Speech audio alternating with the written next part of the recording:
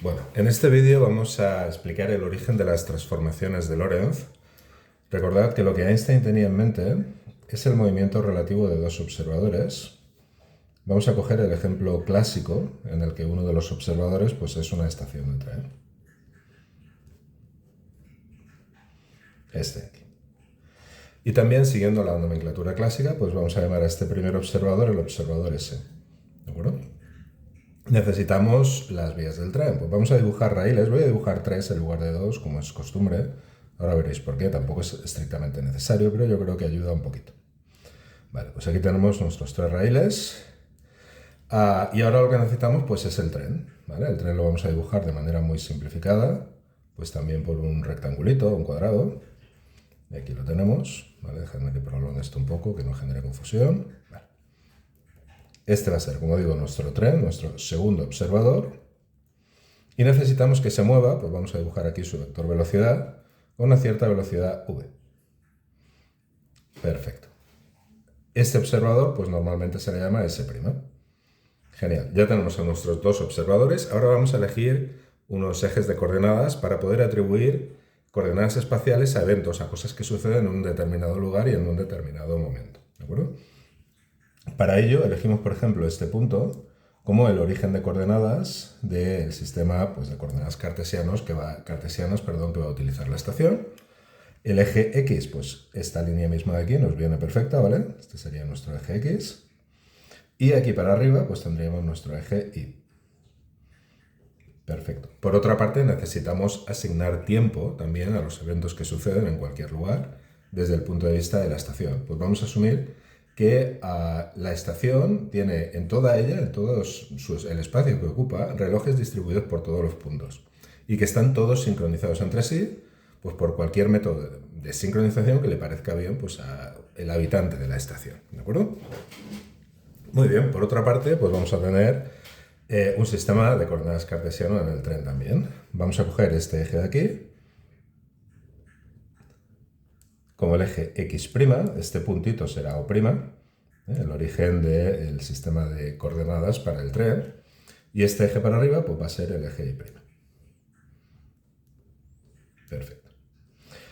Muy bien, pues fijaros que estos raíles nos vienen muy bien porque nos sirven para decir, por ejemplo, que esto es I igual a 1, esto es I igual a -1, metros, por ejemplo, si escogemos esa unidad.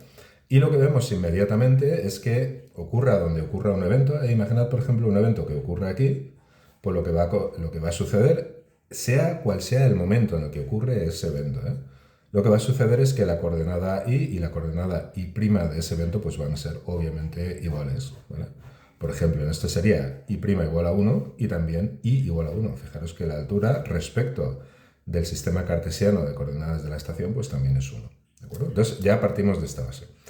Podríamos introducir un nuevo eje, el eje Z, para completar la tridimensionalidad del espacio. En ese caso lo que pasaría es que Z es igual a Z' también. ¿Vale? Es decir, las coordenadas transversales se van a mantener iguales. Imaginad, en lugar de 3 raíles, pues podríamos dibujar 9, que formase una especie de estructura cúbica de raíles. Y aquí tendríamos la dirección Z, igual que tenemos la dirección Y. Y el argumento que hemos hecho para I pues no vale para Z. Y Z, Z', pues tienen que coincidir. Perfecto. Ahora vamos a implementar la intuición de... Bueno, por cierto, I' tiene sus propios relojes, relojes pegados al suelo del tren y todos sincronizados entre sí, de acuerdo al método de sincronización que se utiliza dentro del tren, como si el resto del mundo no existiese. Perfecto. ¿Qué es lo que vamos a hacer ahora? Bueno, pues vamos a implementar la idea de que la velocidad de la luz tiene que ser la misma para los dos observadores. Vamos a convenir que cuando O' pasaba por encima de O, es decir, cuando el tren pasaba justo por la estación, es decir, cuando O coincidía con O' en ese momento, pues se reseteaban los relojes tanto de la estación como del tren, es decir, que teníamos T' igual a T igual a 0. ¿Vale? ¿Esto para qué nos sirve? Pues para escribir el movimiento del tren respecto de la estación de una manera muy sencilla. La coordenada de O', la coordenada X, es decir, dónde se encuentra O' respecto de la estación, vendrá dado por nuestra elección del origen de tiempo, simplemente por la velocidad multiplicado por el tiempo que transcurre en la estación. Velocidad por tiempo es distancia recorrida. Este punto se encuentra a una distancia de la estación, es decir, está en una coordenada x, que es igual a velocidad por tiempo, simplemente. ¿Vale? Esta elección de la sincronización de los instantes iniciales, cuando O coincide con O', nos permite escribir esta ecuación tan sencilla. Muy bien, pues vamos a hacer ahora algo muy, muy interesante. Fijaros, justo cuando el tren pasaba por aquí, es decir, cuando O y O' coincidían, vamos a hacer que se dispare un flash, un pulso de luz que genera frentes de onda que se propagan en todas direcciones con la velocidad de la luz, la velocidad c. ¿De acuerdo? C. Esto va a ir creciendo, es como si tenemos una piedra en un estanque, se forma una pequeña olita que se expande circularmente. Esto tiene que suceder tanto para la estación como para el tren, porque acordaros que Einstein postula que la velocidad de la luz es la misma para ambos, que ambos en cierto sentido son observadores perfectamente legítimos. Desde el punto de vista del tren, es la estación la que se mueve para el otro lado. Para el tren ha habido un fogonazo de luz que se expande en todas direcciones de manera esférica, ya que él puede afirmar que está en reposo y que la velocidad de la luz es isótropa, es la misma en todas direcciones. Y lo mismo puede hacer la estación, ¿vale? Cuando escribimos eso, en términos de las coordenadas, pues vamos a tener lo siguiente, fijaros. X cuadrado más Y cuadrado más Z cuadrado son las coordenadas espaciales de cualquiera de los puntos del frente de onda en un momento dado t, y debe cumplirse, por supuesto, esto sería el módulo del radio vector, este vectorcito que une el origen de coordenadas con el punto del frente de ondas, pues el módulo de ese vector al cuadrado, ¿de acuerdo? Que debe coincidir con la distancia recorrida al cuadrado, obviamente, la velocidad de la luz por el tiempo transcurrido. Para el observador en la estación, obviamente r cuadrado es ct cuadrado, ya que ct es r. Es la distancia recorrida en el tiempo t. Recordad que para un pulso esférico, pues esa distancia es una distancia que coincide con el radio de esa esfera que se va expandiendo. ¿De acuerdo? ¿Qué pasaría para el tren? Pues nada, exactamente lo mismo, pero con las coordenadas del tren. X' cuadrado más Y cuadrado más Z' cuadrado, pues tiene que ser igual a C, pero cuidado, T'. Recordad que tenemos relojes en el propio tren y son los que tenemos que emplear. No podemos asumir que los relojes del tren y los relojes de la estación van a dar las mismas lecturas, ¿vale? Perfecto, pues tenemos que elevarlo al cuadrado también. Misma historia, ¿vale? Esto es la distancia recorrida al cuadrado, R', por ese pulso de luz en el tren. En el tren va a suceder exactamente lo mismo. Fijaros que no hago dos dibujos, hago uno solo porque tanto en el tren como en la estación tenemos esa propagación esférica de los pulsos. Perfecto. Por otra parte, fijaros lo que tenemos aquí, ¿vale? Podemos escribir que Y' cuadrado más Z' cuadrado tiene que ser lo mismo que Y cuadrado más Z cuadrado, ya que existe esta igualdad de coordenadas para cualquier evento, en particular para los eventos de ese frente de ondas, ¿vale? Si despejamos en esta ecuación, decimos, bueno, vamos a empezar por la de abajo, ¿vale? Ya que tenemos esto aquí.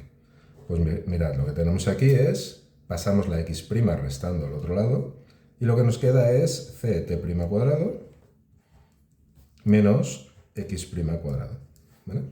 Y aquí, pues obviamente, Ct cuadrado menos X cuadrado.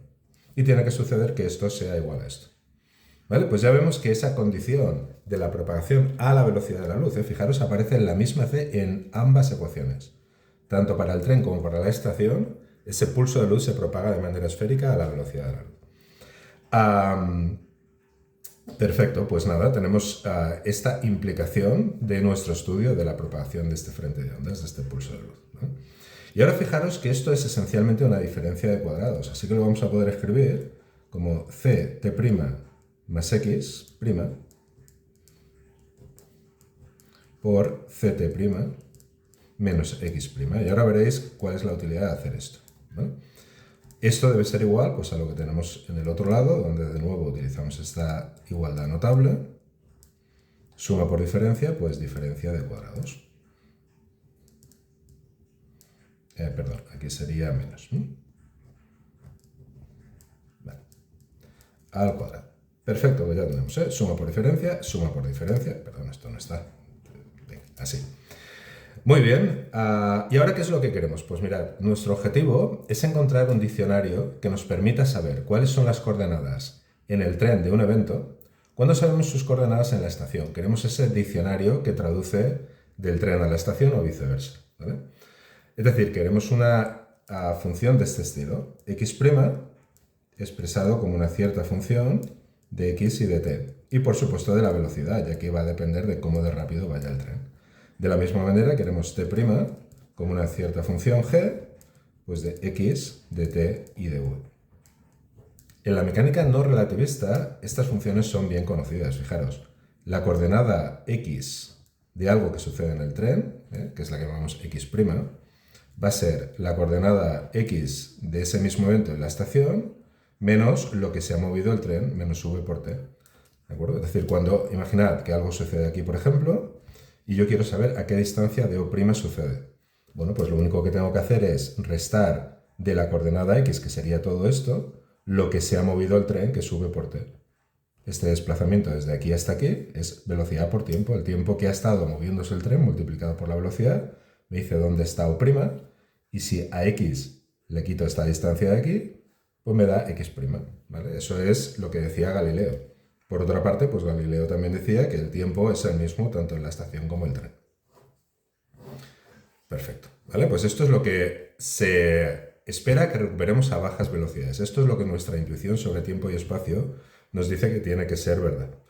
Pero cuidado, porque nosotros tenemos que cumplir esto de aquí, ¿vale? Es fácil ver, y si queréis lo podéis hacer como un ejercicio, perdón, que con estas transformaciones esto no se cumple, ¿vale? Pero no adelantemos acontecimientos. Vale, pues voy a seguir en otra página para tener más espacio. Perfecto. Bueno, vamos a reescribir lo que teníamos, que era que ct' más x' por ct' menos x', pues tiene que ser igual a lo mismo pero sin primas. Ct más x por ct menos x. Muy bien. Perfecto, pues ahora fijaros, voy a hacer una propuesta.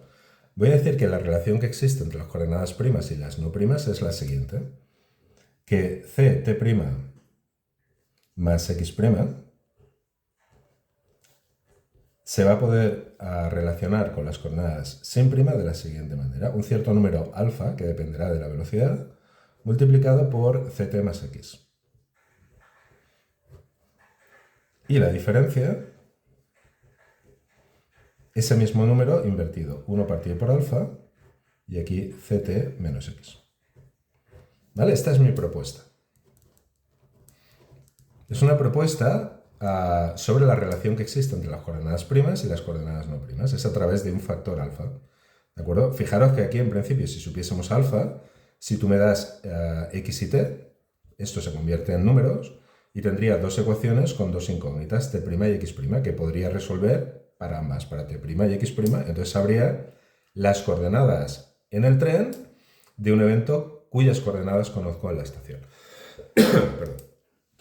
Muy bien, ¿por qué multiplico aquí por alfa? Pues porque tengo que cumplir esta condición. Esto es inexorable, esto tiene que pasar.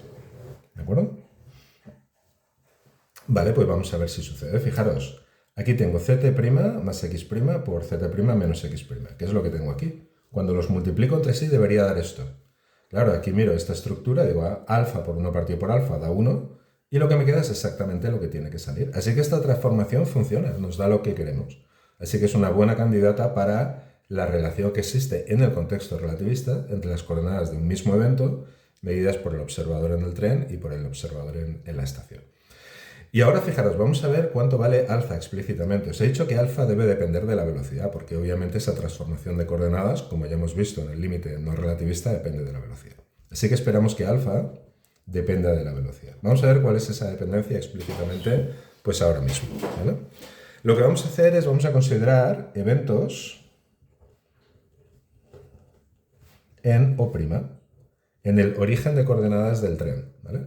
Todos estos eventos están caracterizados porque su coordenada x medida por la estación pues es v por t, como ya dije al principio del vídeo, ¿vale? Simplemente velocidad por tiempo es cuánto se ha alejado el origen de coordenadas de ese tren que se está moviendo. Y por otra parte, obviamente, por ser el origen de coordenadas del tren, pues allí siempre x' es igual a 0. Estas dos cosas se cumplen para todos los eventos que tengan lugar en O'. Vale, pues vamos a implementar esto aquí. Fijaros, si cogemos, por ejemplo, la primera ecuación, pues ¿qué es lo que tenemos? Que x' tiene que ser 0. Pues vamos a ver qué es lo que nos queda. C por t', y en x' pues no ponemos nada. Y aquí queda alfa por ct, perfecto. Y ahora donde está x, ponemos vt. Muy bien. Eso es lo que se refiere a la primera ecuación, pero también se tiene que satisfacer la segunda ecuación. Misma historia, esto es 0, y por lo tanto lo que nos va a quedar es ct' igual a 1 partido por alfa por ct menos x, pero x es v por t, pues menos v por t. Vale, pues por una parte tenemos que ct' tiene que ser esto, y por otra que ct' tiene que ser esto, así que más nos vale que esto sea igual a esto. Pues vamos a escribirlo, alfa por ct más v por t debe ser igual a 1 partido por alfa por ct menos vt. Muy bien, pues fijaros, aquí podemos sacar factor común la t, aquí también y se iría, y luego podemos pasar la alfa aquí multiplicando, y nos quedaría que alfa cuadrado va a ser igual a ¿qué? Bueno, pues aquí la t ya ha desaparecido, me queda simplemente c menos v, y al pasar esto dividiendo al otro lado, al haber desaparecido ya la t, me queda c más v. ¿Vale? Y alfa, pues por supuesto será la raíz cuadrada de eso. ¿Vale? C menos v partido por c más v. Perfecto. En principio tendríamos que poner más o menos, las dos raíces nos valen. Pero vamos a ver que solo con el signo positivo recuperamos las transformaciones de Galileo. ¿Vale? Ya lo anticipo, pues eligiendo aquí el signo positivo. De acuerdo, pues ¿qué es lo que tenemos ahora? Pues vamos a recuperar la estructura que escribimos inicialmente, donde decíamos que ct' más x' tiene que ser igual a alfa, que es esto,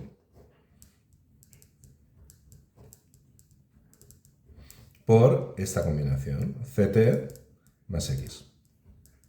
¿Vale? Y por otra parte, pues teníamos que ct' menos x' tiene que ser igual a 1 partido por alfa, que es la raíz con lo de dentro dando la vuelta, por ct menos x. Vale, y estas son nuestras transformaciones de Lorentz. Todavía tienen una pinta un poco rara, pero como dije inicialmente, si aquí sustituimos los valores de las coordenadas temporales y temporal y espacial de cualquier evento, esto se convierte en un número, aquí ponemos la velocidad del tren, esto es otro número, aquí tenemos un número y aquí tenemos otro número. Aquí hay dos incógnitas, t' y x', y tenemos dos ecuaciones. Es decir, aquí podemos resolver y ver cuánto vale x' y cuánto vale t'. Bueno, pues resulta que si hacéis este ejercicio, y eso os lo he dejado como ejercicio en clase, el resultado es el siguiente. Sale x menos vt, esto nos gusta porque es lo que pasaba en el caso no relativista, pero aparece algo nuevo. Aparece aquí una raíz de 1 menos v cuadrado partido por c al cuadrado. ¿Vale? C al cuadrado me ha quedado un poco raro. ¿Y qué pasa con t'? Perdón, no t'. Pues va a salir esto. Cuando resolváis, sale t menos v partido por c cuadrado por x partido por el mismo factor. 1 menos v cuadrado partido por c cuadrado. Esta sí que es la forma estándar de las transformaciones de Lorentz, TL. ¿Vale? Abreviado. Vamos a ver muy rápidamente que efectivamente recuperamos las transformaciones de Galileo en el límite de bajas velocidades. Fijaros, para la posición, por ejemplo, si la velocidad es baja, aquí queda 1 menos esencialmente 0. Si v es mucho más pequeño que c, este cociente es 0.